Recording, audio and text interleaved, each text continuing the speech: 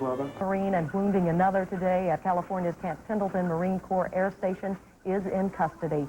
Officials don't know what motivated the shooting. Both victims were lieutenant colonels in the suspect's squadron. Israeli troops swept through the West Bank today, arresting more than 100 suspected militants and sealing 10 of their homes. Roadblocks also went up around 465 West Bank towns. The sweep comes one day after a suicide bomber in Tel Aviv killed 13 people. Attorney F. Lee Bailey may soon be on his way to jail. A federal appeals panel upheld a contempt of court ruling against him for giving the government millions of dollars in cash and stocks forfeited by a former client. I'm Kathleen Kennedy in Atlanta, now Showbiz Today.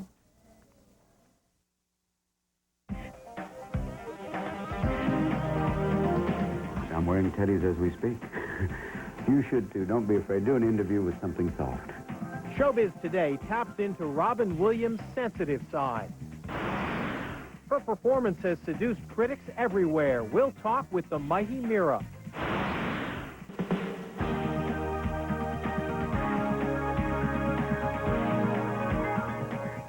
Hi, everyone. I'm Jim Moret.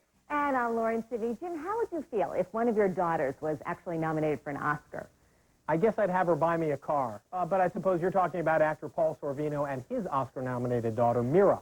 That's right. You win a car. We're going to look at the careers of this talented family. But first, today's Showbiz. Apollo 13 has gotten an early liftoff before the Oscars. The Producers Guild of America honored the film's producers, Brian Grazer and Todd Hallowell, with its top theatrical honor Monday night in Beverly Hills. This award coming only 2 days after the mission accomplished by Ron Howard, named Best Director by the Directors Guild of America. Apollo 13 blasts into Oscars with 9 nominations, including Best Picture. Don't tell anyone, but Robin Williams is dressing up in strange clothes again. That's because back in 1978, director Mike Nichols saw the outrageous French comedy La Cage aux Folles and thought it would make an equally outrageous American film. Well, it's about to open this weekend under the title The Birdcage. Bill Tush talked to Robin Williams and found him, as always, outrageous. Don't love me anymore. If you've ever seen the original La Cage aux Folles, then you know the story, and no one is hiding the fact that The Birdcage is a remake. I'm the short, fat, insecure, middle-aged thing. I made you short? To do a remake, c'est pourquoi, which is French for what the hell. You know, you think, why will you do this movie here in America? But then you see Bob Dole and go, okay, I understand. It is a difficult question. And I don't know why I'm talking like this. I don't either. Because I was born in Chicago. Hello, my friend, you've lost your roots. Excuse me, where are you going, Rabbo? The craziest of birds, Robin Williams, plays Armand. He owns a Miami nightclub called The Birdcage. The club's star is a drag queen diva who is also Armand's longtime companion. Could you please give me a moment to myself to prepare?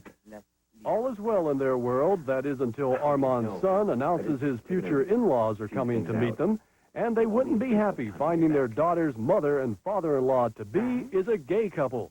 So the son asked them to go straight for the night. Not an easy task, but that's where the fun comes in. Straighten it, then tighten it. There. There's a great combination of comedy because it's very funny, but it's also, you feel bad because you're going, he's really trying. And he does. He said, I was trying. I thought, he really does think he can pull it off. You know, it's like saying Richard Simmons is going to be a cowboy, you know. And yes, and one, and rope, and rope, and rope. Oh, boy. Come on, Bobby. Hit him up. Let's go. Nathan Lane is the over-the-top drag queen, Albert. You kind of stay back and let everybody else play in this film. It's all right. I wanted to try a different part. They offered the drag part. They offered Nathan's part, which is more flamboyant, and you get to do more. But I wanted to try something different, which was nice. And I was, like you said, sometimes you pull back, but there's great joy in kind of reacting off it. Ask Jack Benny. When you gonna let me audition for you again? When you have talent. Now, I have to ask you this, too. I mean, we would go from Mrs. Doubtfire, an uncredited role in Tu Wong Fu, which is a drag queen movie, and now this, I'm beginning to wonder. Well, there's one drag queen, yeah. I'm working my way towards leather. I'm actually doing a remake of the Marquis de Sade. He's back. He's angry, and he's redecorating. Welcome! I don't know if there's a running theme because I just did these parts because they were fun. Bill Tush, CNN Entertainment News, New York. Still Still to come, Oscar nominee Mira Sorvino reveals the struggles of success. And if you've longed for stardom, these celebrities will tell you it's never too late.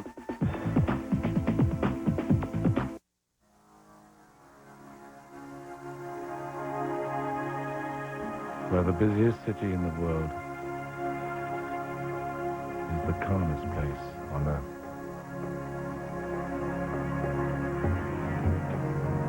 Where the king-size beds have actually had kings in them.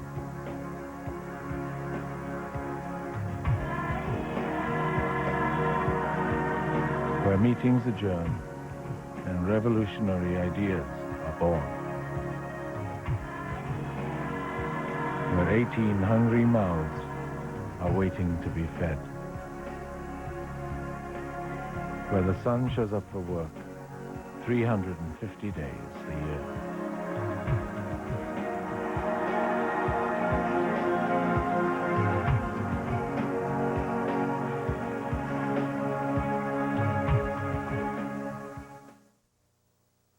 Sales are going down. It depends on how you look at it. The IRS is on the phone. The last thing you want to worry about now is paper jamming. So you want great white recycled content paper from Union Camp. It's as good for your business as it is for the environment. It's virtually worry-free because you've got enough to worry about. That's one of our vice presidents having a bad day. Great white, only from Union Camp. One less thing to worry about. This is a nice soapy head of hair, and this is a nice soapy head of hair. At Ramada, you can get your hair clean. At Holiday Inn, you can get your hair clean. You can shampoo here, or you can shampoo here. But a shower here will be a better value for your dollar than the shower you'll take here. Maybe that's why last year, 23 million people chose Ramada over Holiday Inn. All things being equal, we're better. So call 1-800-2-RAMADA.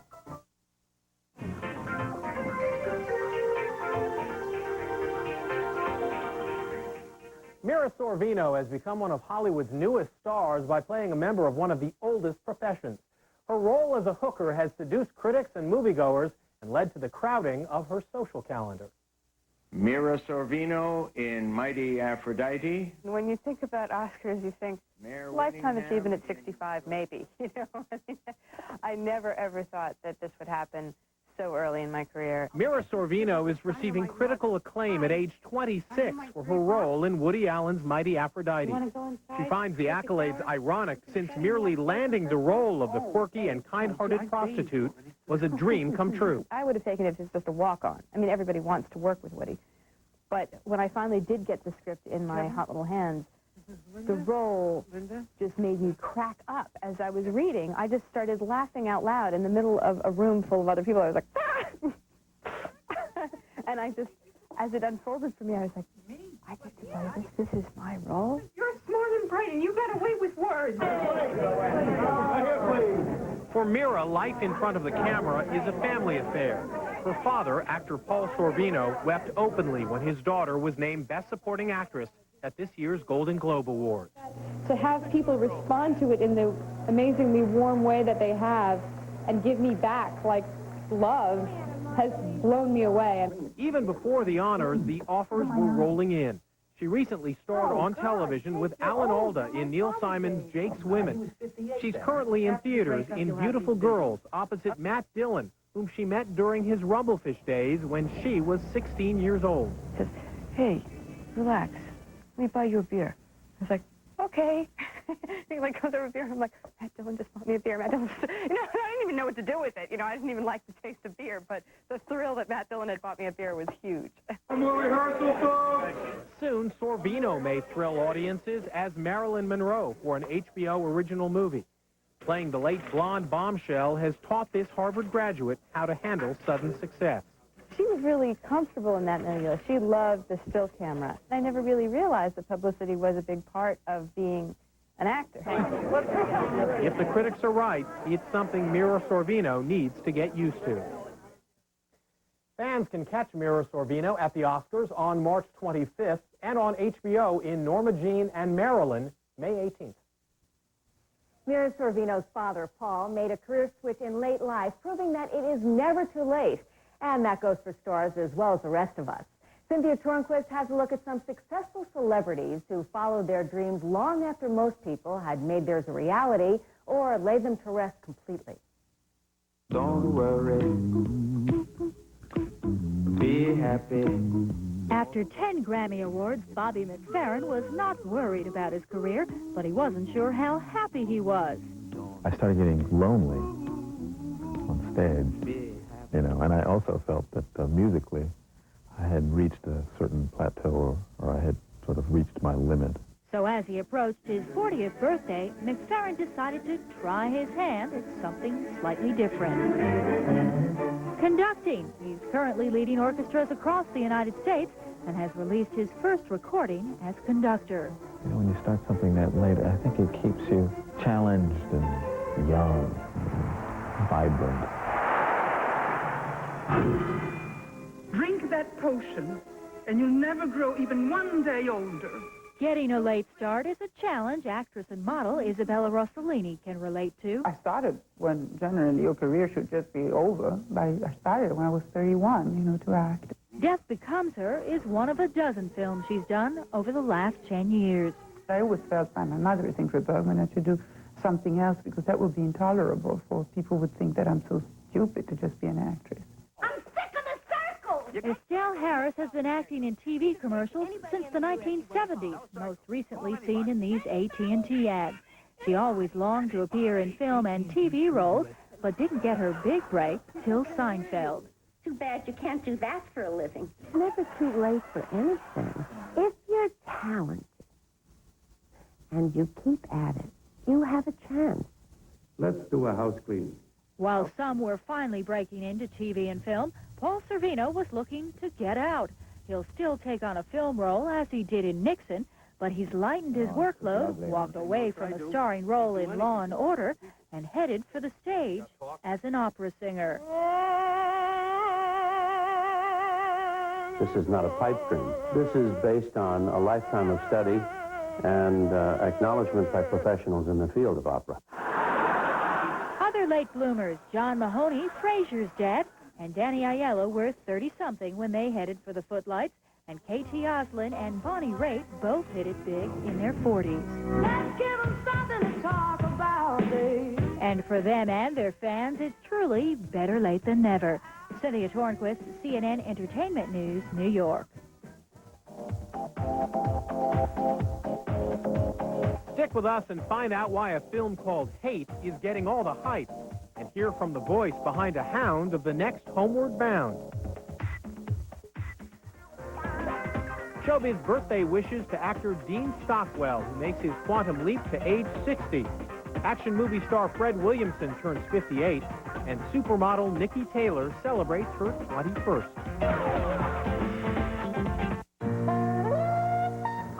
Clean is my business. So when I'm on the road, Super 8's my motel. Clean carpets, clean seats, clean. Clean inside and out. Life's great at Super 8. It's no surprise that everything here, multicolor printing, presentation materials, and more can be done by one printer. But what might surprise you is that this same printer is right around the corner. Dip Printing. You'll be surprised at what we can do. You're cruising at 13,000 feet. Winds are moderate, skies clear, a perfect day to jump. It's blue sky skydiving outside Seattle, where you can see the world at 160 miles an hour. So if you're crazy enough to try it,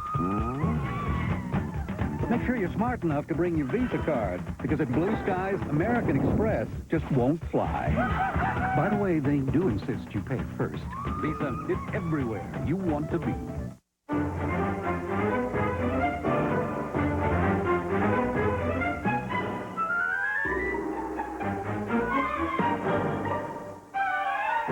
What's the easiest way to get out of a 4x4? Get into this instead. The Audi A6 Quattro. With Quattro all-wheel drive and all the comforts of a German luxury car, it's what more and more 4x4 owners are getting into and out of every day. Wednesday on CNN, human bombs fed slaughter. Now Israel declares all-out war on terrorism. Will this stop, and can this man help? Jonathan Mann hosts Terror in Israel. A special half hour Wednesday, 6:30 Eastern on CNN.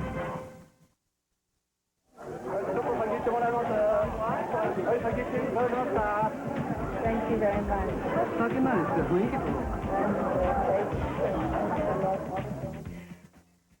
Fans of Minnie Pearl are remembering her life and accomplishments today. The Grand Ole Opry star died Monday night in Nashville due to complications from a stroke.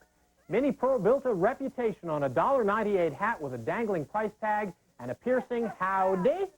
She turned down home country humor into a career that saw her honored at home and abroad and lasted for more than 50 years. Minnie Pearl was 83. The surviving Beatles have turned down a $225 million offer to tour North America, Europe, and Japan. Paul McCartney says the size of the offer is scandalous, but adds, quote, "The three of us isn't as exciting as the four of us." The announcement of the non-tour comes as the Fab Four released the single Real Love, which will appear on the two-album anthology, Volume 2.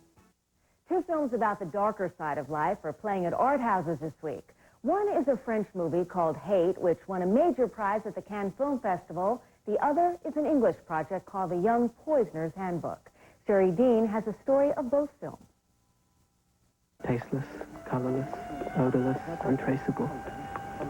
I would be the greatest poisoner the world had ever seen.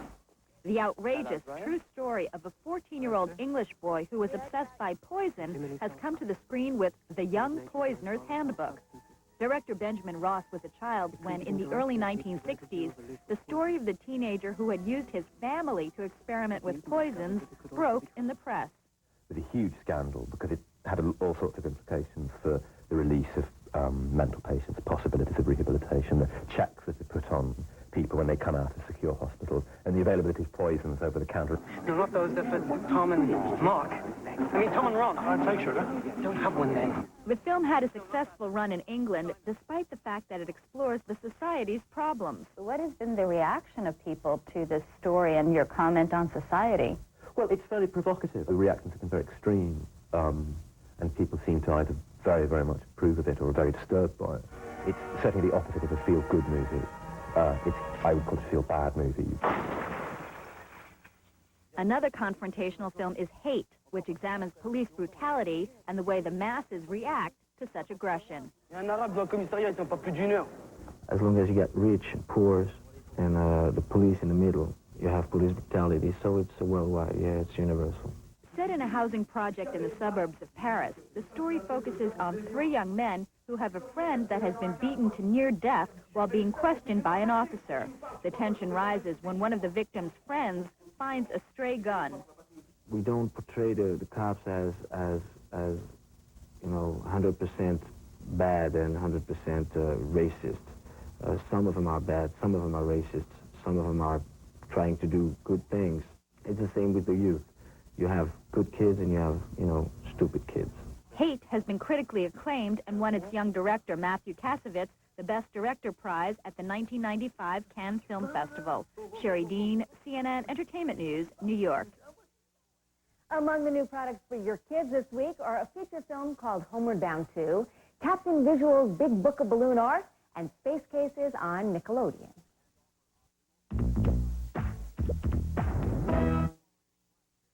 Don't you know this place ain't safe for no pet? Yes. Unfortunately, we're lost. It's about friendship.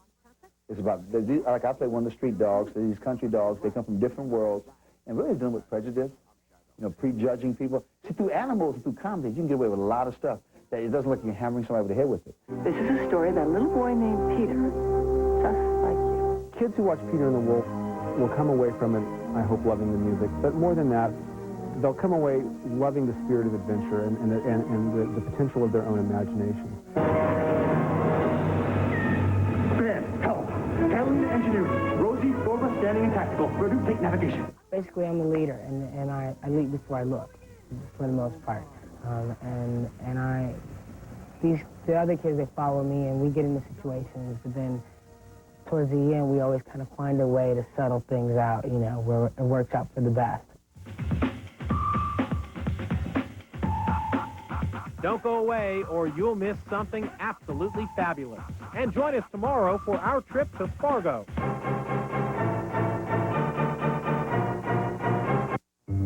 Take a good look through Transitions lenses. The lightweight plastic prescription lenses with a special tint that lightens and darkens as the light changes. Lightweight plastic lenses that darken and lighten just like that.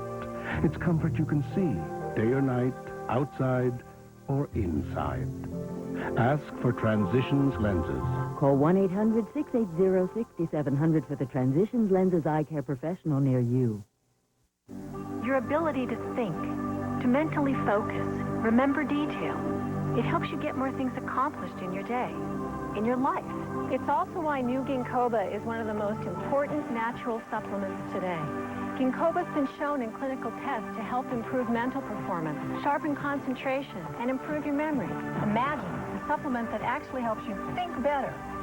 Now that's the big idea. Remember new ginkgoba, the thinking person supplement. Relax. You are now entering a stress-free zone. A free breakfast will be prepared for you daily. You will rest in a comfortable 2-room suite. Your satisfaction is guaranteed. Unwind with complimentary evening beverages and enjoy yourself here, because eventually you'll have to go back out there. Embassy Suites, twice the hotel. Call 1-800-EMBASSY.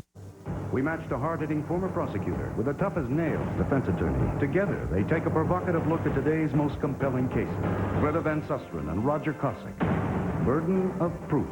Weekdays, 12:30 Eastern on CNN.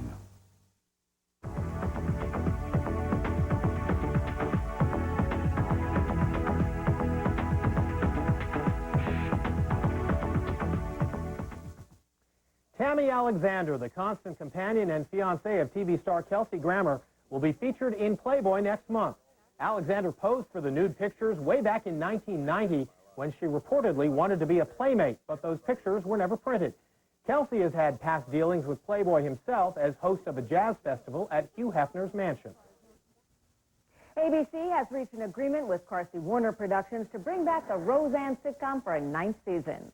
But some important details still need to be worked out, including which stars will return with Roseanne. Her on-screen hubby, John Goodman, has said he will not return for another season, so the show will probably focus on the relationship between Roseanne and her on-screen sister. While some viewers have slipped away from the program in recent years, it still receives a respectable rating. The comedy queens of the British TV hit Absolutely Fabulous will appear in Los Angeles Wednesday night as part of the star-studded lineup of the American Comedy Awards. But as Sherry Sylvester reports, their humor made it across the Atlantic long ago. You may have caught this act on TV before, fabulously flawed women who are man-hungry and martini-ready. Eat, drink, and be merry, you know, most people would. And we're not allowed to smoke, we're not allowed to swear, and we've got to have good thoughts about people, and we all know that's how you sort of wrestle with your real life. So it was just such a relief, I think, for people to see characters on television doing it the other way. It's not the giving that counts, it's the winning. And the money. And the money. The two have taped a segment for the American Comedy Awards and are promoting the 3rd issue of Ab Fab videos from their suite in the Bel Air Hotel. Hollywood is making an impression. We see these Hollywood star homes mapped. We haven't done it yet, but we're going to have to. We just can't resist it. We got lost in Bel Air the other day, just driving around, looking at the homes. I couldn't believe the homes, the houses, which are each style. Most of them are like giant mausoleums. You know, people are just waiting to die in there. But we don't know that, Jennifer. We do not know that. It's too quiet for life. While stars weren't coming out of their homes to greet the two, they did do their share of stargazing at the Comedy Awards. They admit they are always on the lookout for facelifts. But what's different over here is that people will tell you exactly what they've had done. In England, people are still slightly ashamed and try and pretend that they just had a haircut. Saunders was surprised to see a collagen lip procedure done live on Sally Jesse Raphael's talk show. And the lips swelled up. She looked like she'd been hit in the face with a baseball bat. And they said, the whole audience went, "Woo, you look beautiful. You look beautiful. Ladies and gentlemen, this is you look beautiful." And so they got a lipstick. And to make her feel a bit better about it, they didn't show her a mirror. They got a lipstick and... She didn't put it on herself. She couldn't feel her mouth. Feel her face. Guess they'll be taking that comic bit back to Britain with them. Sherry Sylvester, CNN, Los Angeles. That's it for this edition of Showbiz Today. Tomorrow, Lou Diamond Phillips steps into the role made famous by the late Yul Brynner, the ruler of Siam in The King and I. We'll see you then. In Hollywood, I'm Jim Moray. And in New York, I'm Lauren Sidney. And for all of us here at Showbiz Today, thank you so much for watching, and please come back again next time. We'll see you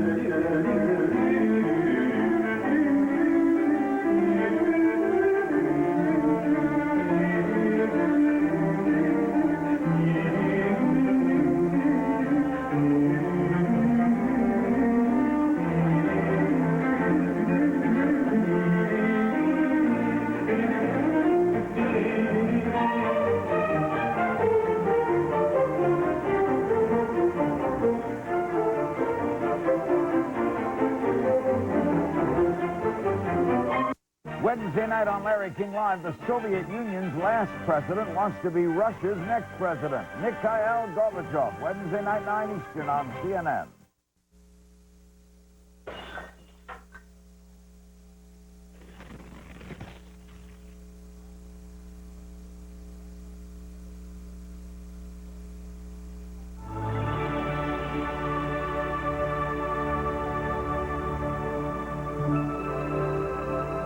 Portland Center Stage. For ticket information, call 274-6588.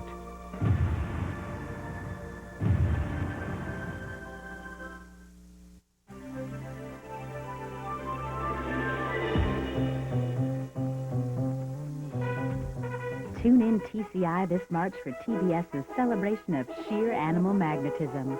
They have the on-screen animal legends you always loved, and the new top dogs you can't get enough of. Go behind the scenes with Hollywood's amazing animal acts. It's a new original program on TBS you can't bear to miss. Premiering March 12th at 5 p.m. on TBS.